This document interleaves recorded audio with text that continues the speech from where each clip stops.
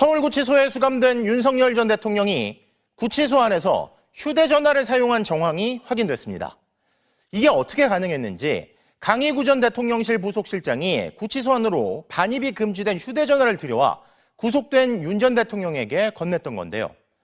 그동안 구치소 안에 머물며 특검 출석을 거부하는 건 물론 여러 특혜를 받아왔던 의혹 중 하나가 사실로 확인된 가운데 법무부는 오늘 서울구치소장을 전격 교체했습니다. 지난 1월 현직 대통령 신분으로 공수처에 체포된 뒤 구속이 취소되기까지 52일 동안 서울구치소에 머물렀던 윤석열 전 대통령. 이 기간 동안 348명을 접견해 접견 시간만 395시간 18분에 달했습니다.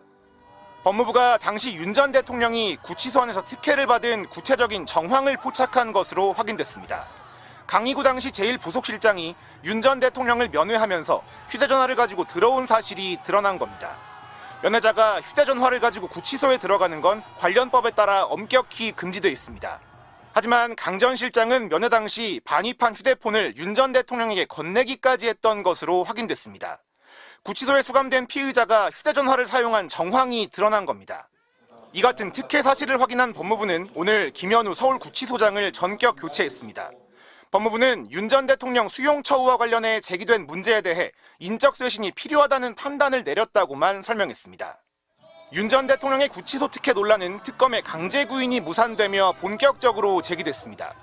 내란 특검이 3차례, 김건희 국정농단 특검은 체포영장까지 발부받아 2차례 시도했지만 이뤄지지 못하면서 구치소가 소극적인 거 아니냐는 비판이 나온 겁니다.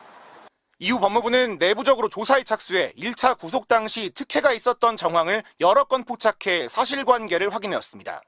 다만 재구속된 이후로는 구치소 안에서 특별 대우는 없었다고 결론 내린 것으로 전해졌습니다. 법무부는 여기에 더해 윤 전 대통령의 접견도 일반 수용자와 같은 공간에서 이루어지도록 조치했습니다.